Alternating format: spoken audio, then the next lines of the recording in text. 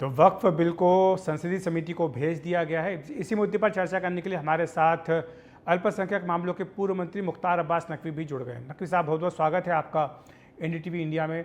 JPC को भेज दिया गया है, क्या कारण है इसके पीछे? क्या ऐसा सहयोगी दलों के दबाव में किया गया है? देखिए, एक बात आपको समझना होगा अखिलेश जी। प्रधानमंत्री नरेंद्र मोदी जी हमेशा इस पक्ष में रहे हैं कि कोई भी बिल हो, उसमें प्रॉपर डिबेट होनी चाहिए, डिस्कशन होना चाहिए और उसके बाद डिसीजन होना चाहिए, चाहे वो पार्लियामेंट में हो और चाहे पार्लियामेंट की कमेटीज के बीच में हो। कोई ऐसा किसी के दबाव वगैरह की बात नहीं है।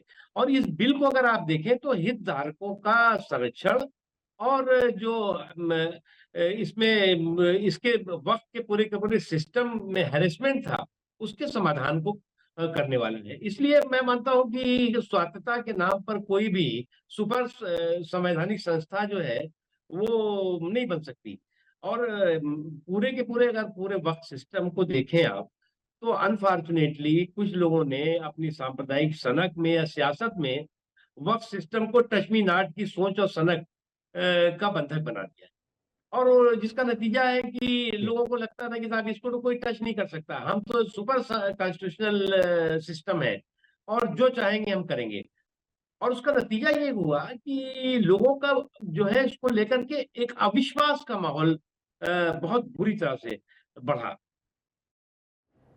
नकवी जी, लेकिन कांग्रेस का ये कहना है कि जो ये बिल लाया गया है संविधान के खिलाफ है, क्योंकि संपत्ति का अधिकार हो या धार्मिक स्वतंत्रता का अधिकार हो, उस पर ये चोट पहुंचाता है।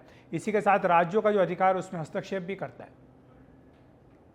मानता हूँ कि एक ऐसी वक्त का सिस्टम को एक ऐसा सुपर कॉन्स्टिट्यूशनल सिस्टम बना दिया गया था जो जिसे कि with in the framework of the constitution लाना जो है वो देश के हित में है, संविधान के हित में है। और इससे किसी का भी कोई नुकसान नहीं होने वाला है।